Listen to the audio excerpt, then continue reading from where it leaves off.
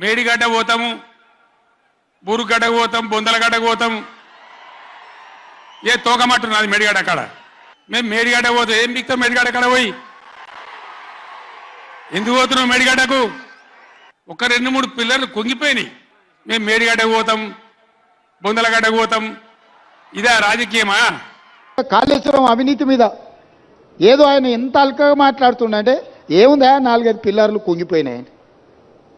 అంటే ఆయన ఎంత బాధ్యతారహితంగా మాట్లాడుతుండు. ఈ తప్పిదాలల్లా ఆయనకు భాగస్వామ్యం లేకపోతే ఇంత అల్కగా మాట్లాడతాడా?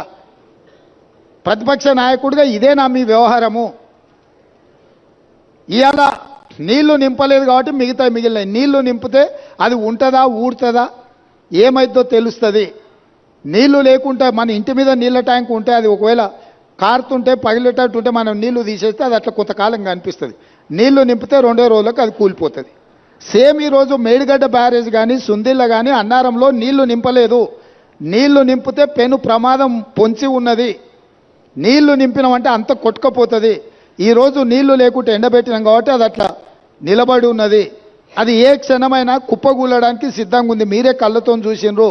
మేడిగడ్డ బ్యారేజు 1.5 మీటర్ దాదాపుగా 5 ఫీట్లు భూమిలోకి కుంగిపోయింది.